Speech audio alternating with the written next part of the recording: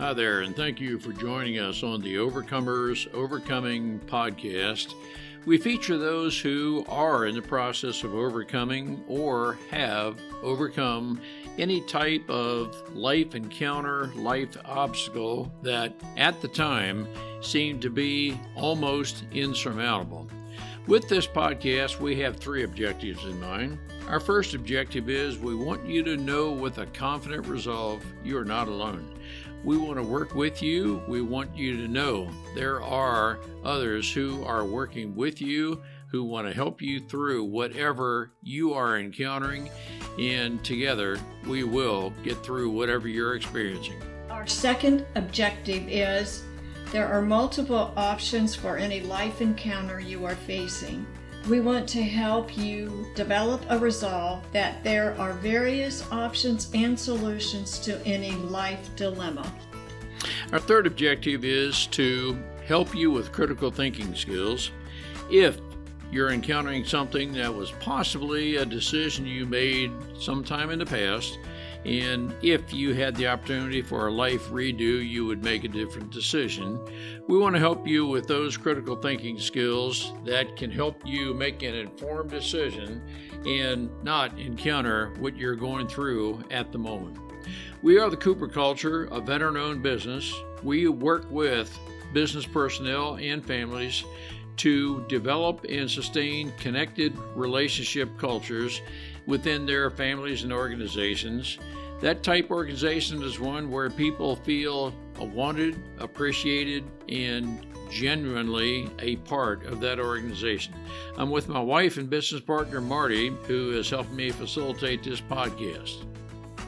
Today we feature Grace Tran for a second episode where she comes to us explaining a little bit further how she got into the situation of feeling so critical of herself, needing other people's affirmation, but then more importantly, how did she recover from that? We've learned, Marty, that there are several people who feel just in a funk. They are not feeling good about themselves. They're uncertain of their worth, their value. Grace describes how she came about a process and the people that helped her overcome a lot of that inherited background in her thoughts. So, Marty, what are some takeaways our listeners can gain from Grace? Ron, Grace has such a beautiful smile and attitude, upbeat, and you just want whatever she's got. So she takes you through what it was like for her when she didn't have any self-confidence and what she did to believe in herself. You can see it in her personality that now that she has this belief in herself, self-confidence, and how the freedom that she has to have friendships and the freedom of believing in herself and how that has made her the person she is today. It's a great learning opportunity. Again, a lot of people are right now experiencing what she has experienced in the past. Let's listen to her journey and learn together. Grace, it is great to have you back with us again. For our listeners who may be listening to you for the first time, I want to encourage them to go to the first episode where we discussed your life and some of the past, and you felt uneasy about yourself, uncertain, and so forth. You walked us through that. Grace, I think now our listeners can learn a lot from, I want to use the term, let's unpack a little bit further, go a little bit deeper into how it was that you made the transition from being very critical of yourself. By your self-testimony, you were seeking the approval of other people, and that was, I think, maybe a part of finding yourself and so forth. But how did you transition from that to what I call a healthier self-confidence? Grace, it's just great to have you back with us. Thank you. Thanks for having me back. I'm really honored. There's so much I could talk about in terms of this topic. I'm reminded actually of a conversation I had even just last night. I had a friend ask me something very similar because she has been going through her own journey of trying to just unroot some unhealthy, dysfunctional ways of thinking that have been holding her in anxiety and stress, particularly around work. So she was asking me the same question about, how do you really like what changed things for you? Like, how did you finally change? It's interesting because when I look back, and I'm sure you guys can relate as well, it's never just one thing or one moment. I mean, sometimes that does happen, but I heard a metaphor recently from one of my favorite authors, John Mark Comer. He came out with a new book and he's been talking about this concept of training versus trying. So in terms of like trying, we so many of us were told it's by our own willpower, our sheer, effort. We just have to like force ourselves to change. And if we aren't changing, we're doing something wrong. We're not trying hard enough, and then it's so easy to get stuck again in that shame spiral of condemnation and being self-critical, which is the paradox of this whole situation. And so what he was saying was so much of our formation and transformation is actually a training process. So similar to, I've never run a marathon, but I've heard from my very talented friends who run marathons that you have to train. You have to do 1 mile, 2 miles, 3 miles. You can't just go from 0 miles to like 30 miles, you would not survive. And so it really is just that patient, slow process of I'm just going to work at it. I'm just going to ask God to help me in this. And then over time, just trust that I'm going in the right direction. And lo and behold, like for my own journey, I have always like I think I used to want to rush the results a lot faster, but I think I just got encouraged when I would see 3 months from like one moment of surrender, just saying, "God, I need help in this. I don't know what to do." And it's not like every day I'm like, "I need to do this. I need to force myself." But it's like 3 months later, after bringing it to God regularly, asking him to help me, noticing what he's teaching me along the way, noticing things about myself, I really just started to change gradually over time. And so, yeah, I really feel like this is an area that so many people, we just want to expedite our transformation. But what I would encourage you, whatever your faith background is, whatever your belief system, I would just encourage you to be aware of it. Like, know that that awareness is already a huge step because you're going to start noticing the ways that you're learning and growing in that direction. And then you're going to look back and be amazed at how much you've come. Let me ask Yeah. you if you at some point felt about various topics. I'm not sure I can. I'm not sure Mhm. I'm good enough. Yeah. Okay. Now, I'm going to suppose, Grace, based on what you just said, I'm going to use slightly different terms. Let's don't try for the home run or the touchdown, whatever sports analogy you want to use, but maybe design some small wins. In other words, I can. I can have Yep. a good day today. I can, oh, I don't know, make a loaf of bread. I'm just coming up with some fictitious thoughts. But what I'm trying to find out from you, Grace, is if we design some small wins over a period of time, the number of wins, albeit small, can Mhm. build up to, well, if I can do that, I can do something a little bit bigger, then I can do something a little bit Right. larger than that. Over a period of time, we have enough wins under our belt, if I could use that term, that we start thinking better about ourselves. And I think you alluded to, we train our mind to think, Right. I really can. And it Yeah. it it has to occur over a period of time. It's not going to be a one conversation quick solution. Grace, Yeah. I don't want to suppose that's what you experience, but I'm just processing what you said that way. Yeah, no, that you put it really well. I do believe that it is a training, it is a discipline of being just consistent and you will mess up. I think that was a big part of when I started this whole journey early on. I was afraid of, oh, I'm gonna mess up, I'm gonna make a mistake, and then it'll be so like overwhelming and I'll go into my shame spiral again, but what I realized was it's worth it to just go for it, and no matter what obstacles will come your way, it's better than just staying still and not doing anything. Cuz I think I hit a point, so I'll just bring in a specific example. I remember in terms of work, that is a really big, I think especially in our area, the Silicon Valley, work is just like everything. Like everyone talks about, how are you doing at work, like work stress, work anxiety. I would always have this narrative in my head, like, I'm not doing enough. I'm not doing good enough. I'm not speaking up enough. I'm not leading enough. But yet I was so overwhelmed already. And I clearly had too much on my plate already. But it's always this lie that you are not enough. And so I knew I had this like awareness. I think I mentioned in our previous conversation about, talking to coaches and counselors, helping me realize, Grace, you are very hard on yourself. And I was like, how do I get out of this? I need to do something, right?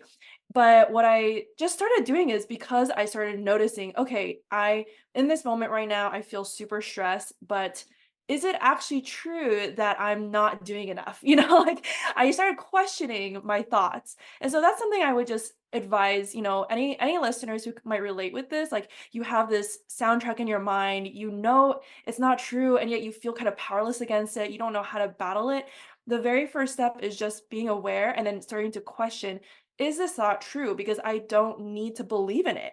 And that's something I think so many of us were never taught growing up, unless, you had very intentionally, emotionally healthy parents telling you how to question your thoughts. But I was always just overwhelmed by my own thoughts, controlled by my thoughts, thinking I had to give in to whatever I thought it had to be true. So I never knew I could actually have agency over my thoughts and choose, okay, do I want to accept this thought? Is it true about me? Or should I push it away because it's just my brain going crazy? All my triggers, all my, fears and insecurities are creating these false thoughts. And so that would be one example and one tip, because over time I started doing that more. Sometimes I wasn't perfect at this. Sometimes I would, start getting really stressed and thinking about, oh, I'm not good enough, I'm not doing enough. And then it's all ups and downs, but kind of like a little bit like the long-term stock market chart, I guess. There's like all these ups and downs, but the gradual incline is always going upwards. That was a bit of my own processing, but it definitely helped to have an outside party. I definitely would recommend anyone to get, therapy, counseling, coach, or even just like a trusted friend, although our friends usually are not trained very well to help us process these things. I think that made all the difference for me, because otherwise we're just in our own echo chambers in our heads and we don't know what we don't know. So it helps to have a third party kind of help us question, is that thought true? And then teach us to start that habit. Grace, I want to ask this in the right way. You go through something that's kind of negative, and Mhm. then the next time you have an opportunity to be positive or negative, but you've been positive, did you ever say to yourself, oh my gosh, I'm reacting so much different than when I Yes. used to? So giving yourself praise because Yes. you didn't act in the negative way that was the former you. Yes, that is such a good point. I definitely encourage people to celebrate the small wins. When you notice that you're responding in a healthier way, that's not what you used to do in an unhealthy way, definitely celebrate it. Give yourself a pat on the back. You can share it with a friend. That's actually what I do too. I share it with my close friends in conversation, or I share it with my husband, like, I'm so proud of myself. I did this. And it sounds weird at first. It's uncomfortable, especially if you're not used to celebrating yourself. But it is those little just like encouragement, like spurts of, oh, I got this. If I can do this, I can do it more in the future. And just bring back the metaphor of like the training. So I only started, regularly working out last year. Like before that, I had never really gone to the gym, or I went a few times, but it was always intimidating. What I've learned in the journey of like going to the gym and overcoming that mental barrier of like, I can't do this, it's too hard, is that it's all in your head. It's really all like your head stopping you. And it's a self-fulfilling prophecy of, if you think you can't, then you won't. And then therefore you can't. And so, bringing that back to this example is, if you just like kind of almost brainwash yourself being like, I'm going to choose to celebrate myself. And then the more you do it, the more you're like, oh my gosh, this is so great. I can do this. It's not as hard as I thought.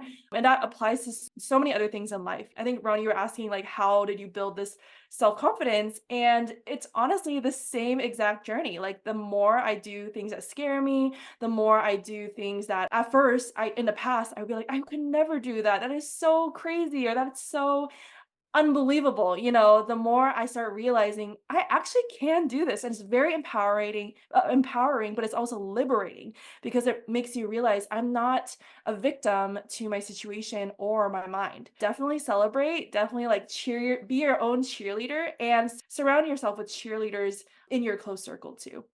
I want to expand a little further and advance being with those who support you. And I Mhm. quite honestly, I want to focus on your husband. And Yeah. at the time when your turnaround started, he may have been boyfriend, fiance, but not, I think maybe not quite your husband at the time. But is it true with your experience? And we're crediting your husband and any other friends who said something to the effect, yes, you can. Yes, you Mm, can. Let's together do this. And your husband, your friends, they're not therapists yet. I'm not talking about that. I'm just talking about some positive, encouraging friends who yeah. said, yes, you can. Together we will, something of that nature, Yeah. and together you did, and now you start believing in yourself. Can that Yeah. be some positive therapy? Oh, definitely, definitely. I think, it's interesting because I think encouragement can look it can be many different forms. I think I used to think that encouragement was always, you got this, you can do it, like the verbal affirmations. But, when I think back on, especially when I was first starting to date my now husband, and when I was starting this whole like healing emotional health journey, what was really encouraging for me, honestly, I mean, some of it was that, but then the other side was also just people who really understood and validated my experience. So if I had a struggle, or if I was going through a hard time and I was, feeling kind of stuck, being able to feel like I can share this with this person and not be judged, not be automatically like fixed, or they try to give me unsolicited advice, that was really helpful. So that empathy, that space of just safety, empathy, non-judgmental support emotionally was helpful for me. And I looking back, I can see very clearly like why, because even today, like even now, I know I need safe spaces like this because it is vital for us to be able to be ourselves so that we can heal and process things. And like if we don't, we just bottle it all up, and then we're like holding it in. And we never invite people into our process if we're just holding it in. And so having safe spaces enables vulnerability, which enables healing, which enables growth. And I think that is really, really key. And it's really getting harder these days, honestly, to find these kinds of spaces. So I've learned from personal experience, it takes a lot of intentionality to seek after friendships and communities and future spouses, whatever stage people are in, that you can really feel like you can be your full self and not be judged for it. And yeah, I think that is a big part of it. And it kind of related to that too. It is also finding people who will like be in your corner, like cheering you on. Like I have a handful of friends who I know if I told them anything I'm struggling with, they will give me the best encouragement, the best advice if I ask for advice, but they won't like push me, or they won't look down on me, I guess, if that makes sense. So yeah, looking for friendships and relationships like that, I think is really, really key. I think one of the things you said right there is very important. There is a part of your life, and whether it's over decades or whether this hour type thing, I'm not seeking advice. I just want encouragement. Mhm. And Right, right. and so some of us can be solution providers, Yeah. and we need to, here's what I'm thinking, and I need for your advice on this. Some of us need to back away from being a solution provider and just empathize, not, I'm going to say away from Mhm. sympathize. Sympathize meaning I'm not going to waller in the mud with you, but yep, I can sense what you're going through. I'm just going to walk along with you and help you Yeah. through this. It's not advice you're seeking right now, but more so Right. encouragement. Now, that's what I'm hearing you're saying, Grace, but maybe put that in your own words or correct me. Yeah, no, that's on the right track. I would say also it's not even necessarily always has to be like encouragement. It could just be a listening ear. Like, hey, I just want to, can we just like talk about something or can I just share something with you? Like, it doesn't need to be, I need advice or encouragement or anything. And I think honestly, that only came from me after I started noticing that I forgot if I mentioned this in our previous episode, but my husband, back then when we were just dating, like I was very intrigued by how sometimes I would share some struggle I was going through, and he wouldn't give me advice or encouragement right away. And I was like, how come he's not, shouldn't he be more positive? Because I grew up just always being taught, just look on the bright side, just look at what's good happening for you and don't dwell on a negative. But unknowingly, that actually made me kind of toxically positive, where I didn't know how to really grieve and really like be with those uncomfortable emotions, which is now I know it's essential to do that for our healing. If we have wounds, if we have triggers, if we have any discomfort internally, if we don't actually sit with those, not dwell there forever, but like sit with it, process through it, it just festers, it leaks out in unhealthy ways. I would share things with my husband and then he would be like, oh, I totally understand. Thanks for sharing with me. And that makes sense. Like anyone going through your situation would go through it would feel the exact same way. In my head, I was like, "That's okay, thank you," but I was just not used to it. But now, like, over time, I just started noticing because I talked to him about it. I was like, "Oh, I noticed you don't really, like, give encouragement like, and advice, right away." And then he started breaking this concept down for me about, yeah, because honestly, empathy and the power of your presence is so much more than what words can do oftentimes. And we often talk about that, like, the power of presence, the ministry of presence. Like, it's not even about necessarily what you say or do. Like, if you have a friend going through a hard time, oftentimes it's just about sitting with them and listening and creating space for them to process, for them to vent, to cry, and for you to hug them. Like it I think I used to feel very awkward because I'd be like, I need to do the exact right thing. And that comes a lot from sometimes I wouldn't say the right things. And then my mom would be like, oh, how come you didn't say this instead? Like so as a child, I kind of just internalized that, like, oh gosh, yeah, how come I'm not good at comforting people? I need to be, again, that tape of I need to be better because I was just never taught that as a child, that's not your responsibility. So anyway, yeah, I definitely agree with you, Ron. Like, I think being present and encouraging people, just not assuming what the other person needs, but really like leaning into how do you want me to help you or how can I best support you right now? Do you want advice or do you just want me to listen? Like it might feel awkward asking, but it's way worth asking than overstepping or not really doing what they really need? For you, I'm sensing there was a time, and it may not have been every time, but there were times that you just wanted someone to listen. That Mhm. allowed you to talk it out, so to speak. Did Yeah. you find that just talking through what your situation is was therapeutic, cathartic, something? Some people say, boy, just repeating what I've been through and just repeating the funk I'm in just takes me deeper. But for you, was it helpful just to, okay, Yeah. speak it out, so to speak?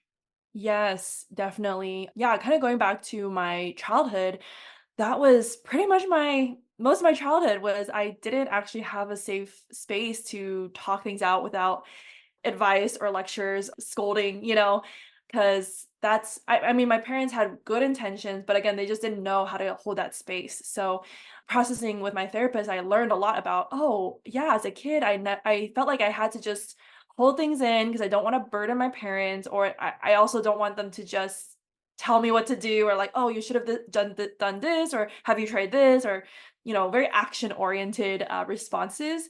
And it wasn't until college, I think, I really found like my close friends that I could actually share my struggles with. Because even in high school, because I was living at home, I remember one friend in particular, she told me, or we had to fill out this thing for one of our classes about build our self awareness. The assignment was to ask your closest friends what they wish or they what they had wanted more from you in terms of your friendship. One of my friends, my closest friends in high school, she said, "Grace is you're really great at like listening to other people's struggles, but I feel like you never share your own. And I would actually love to know more about like what your struggles are, you know?" And I remember that so clearly because I was just like so confused. Like, why would you want to hear my struggles? Like, that's such a burden, you know, because that's what I internalized my whole childhood was if I tell people my problems, either they're going to tell me what to do or I'm going to burden them. So it wasn't until college I joined this really great, you know, Christian fellowship on campus and I found my closest friends there and we had just regular meetings every week to process our real lives. We hung out the lounge in the dorms and just talked late at night about whatever. And it wasn't like, oh, you have to come and we'll give you the answers. It's just like, let's just talk about whatever. And it's a safe space. And that's where I started to learn and get a glimpse of this. But again, I will say it wasn't until probably, you know, 2017, 2018, um, when I really started my healing journey when I knew, okay, there's something that is blocking me still from being vulnerable and open. And how can I actually do the conscious intentional work to get there? Because the other part of it is when you don't open up and when you don't share your struggles, it's very hard to build real relationships because it's like a one-way thing. It's like, oh, you hear everyone else's problems, but then again, like they feel like they don't know you really. And that was a struggle my whole life is like, I feel like people don't really know me. They just think I'm a really nice girl and you know, I'm a good friend, but do they really know like what's going on inside of me and my ups and downs? So, yeah, I think there's a really good that's a really beautiful invitation, you know, for anyone who's listening who can relate with that. I think what I continue to challenge myself and stretch myself in is how can I practice courageous vulnerability even if, you know, there might be a risk of being misunderstood or being hurt or I other people say or do, the more that frees us up to, you know, take the risk of vulnerability, getting hurt, because that's also the best and only way really to forge deep and meaningful relationships. As you were going through your healing journey, did you may not use the term boundaries, but did you, in essence, establish boundaries that you were at least aware yourself? I just can't spend a lot of time around this toxic person. Yeah. You may Yeah. not use the word toxic, but this you're just too negative right now that you're triggering negative thoughts about myself and so forth. So did you structure those boundaries to limit yourself to be around the right people? Yes. Oh my gosh. So actually this relates to what you're asking me earlier, Marty, about like celebrating yourself. Cause when this was only a couple of weeks ago, I think I can't remember the exact situation. I just remember being in the car being like, "I'm so proud I set that boundary." I think it was, like, probably with somebody who really wanted to meet up, and I was already really busy that week, and, you know, my past self would be like, "Oh, but they really need me, or they really wanna meet with me. I need to make time, otherwise I'm a bad person," you know? Yeah, I think that week I was just like, "Oh, I don't have the capacity this week, but, you know, let's figure out another way to help you or support you." So yeah, going back to the boundaries thing, it is a big part of healing and it's unfortunately not talked about enough, I think, in society, but also especially I'm Asian American and I was just talking to my friends yesterday about this. The Asian traditional like culture doesn't really have this concept at all about boundaries. And so I remember when I first heard about boundaries, probably also in college from probably like I don't know, like mentors or pastors or whatever. I was like, "What is that? Like why would you say no to people? Isn't that mean? Is that making you a bad person? Like that's selfish." That's what I internalized because I just witnessed my parents not having boundaries. My mom especially, she was always being praised for being selfless, generous. The blessing and the curse of that is that, you know, that dysfunctional behavior gets rewarded.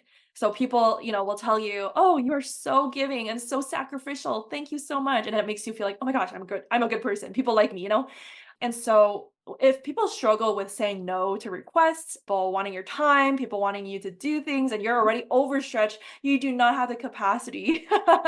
Yeah, a lot of people can relate to that, especially women, I feel. I would just encourage you, you know, you're not alone because this is basically what when we've been conditioned to do is think we need to do it all. We need to be superhuman, but we're really limited. And so saying no has practicing saying no more and more over the years has given me, again, just that empowerment of like, oh, I can manage my time. And also now that I have margin in my life, I'm actually able to be filled up, my cup, my energy, my motivation, like everything is just like higher levels. And then I'm able to pour out from an overflow rather than like, oh, I'm so drained. How am I going to muster up this energy to help all these people? And part of that is really trusting that, you're not the savior. You're not the God of all these people. Like they will figure out a way. They're adults, they can take care of themselves, and they can find other people to help them too. You don't always have to be the only one. Not saying you shouldn't go out of your way to help people when you do feel that tug and do feel that calling, but it's just noticing, like, again, the voice in your head. Am I doing this because I feel bad, because I feel like I'm not enough, or I would be a bad friend? If that's like a negative self-shaming thought, I would be really careful to say yes, because usually you want to say yes to something that's you're like, yes, I would love to help this person. I have the energy and the time and the resources, or sacrificing this doesn't feel like an obligation. It's like a genuine desire for me to do it. Grace, I can sense a vibrance in your voice. You have the smile of radiance. I'm guessing you are a very different, in a positive way, person now than you were earlier in your life when you were going through your recovery of being self-critical and so forth. I mean that to be very, very positive, that you are the picture of a journey in progress. We're all, seemingly on some kind of a journey. But before we started this Mhm. podcast, you mentioned that you are actually in the process of moving. And it was maybe at some point that could have been a very traumatic experience in your life. But I think now this move is a very positive experience, and you've given God the credit for that. Would you consider coming back to Mhm. explain what that event was, this God thing, so to speak? That, Yeah. wow, this is a wow, let's say, happening in your life, moving from San Francisco to San Diego. Would you consider coming back to tell us about that? We'll be on the other side of that story in a new place in our new location, and I'll be able to share even more insights from it. But definitely would love to share that process. Great. Grace, I want to thank you on behalf of our listeners for the journey you're on, the success you are having. We're looking forward to more successes. We're looking forward to continuing your life journey, and we're looking forward to an additional episode with you. Thank you so much for sharing. Yes, thank you. And yeah, just one last thing is, if anyone's listening and you feel again that voice being like, I don't know where to start, or this is too hard. I just want to encourage you, like, we all as human beings, we all feel like, how could I do that? I would reframe it as a challenge. That challenge is an opportunity, because it really is, that resistance is signaling, yeah, you could do this. Will you dare to believe that you can do it and step into this healing journey? So if anyone wants to reach out and, again, just have a listening ear or whatever you want, advice, whatever you need, feel free to reach out to me on Instagram. My handle is with the trans, Trans is me and my husband's last name. And I would just love to support anyone who feels like, I don't know where to start. So feel free to reach out. You have a great story. Grace, we're looking forward to continuing that story and the dialogue with you. Thank you so much for sharing. Thank you. We appreciate having the opportunity to share our and our guests' life's experiences with you. The Cooper culture advances organizations to achieve and sustain high retention rates, connected communication, and trust through personality insights and principled leadership. You can contact us at our website, thecooperculture.com, and you can contact us directly at ron@thecooperculture.com or Marty, Marty, at thecooperculture.com. We work with you to help assess aspects of your culture to advance the environment and people to their best performance. We do that through our staff of certified personal performance coaches, leadership trainers, keynote speakers, and disc personality behavior experts. You can book a speaking engagement directly through our website by contacting us at ron@thecooperculture.com. We look forward to sharing our life experiences with you, some of which are profound, some of which are pretty funny. Some of those life experiences are ones we'll never do that again because we've been through stuff. We truly look forward to working with you, speaking with you, helping advance you in any way that we can.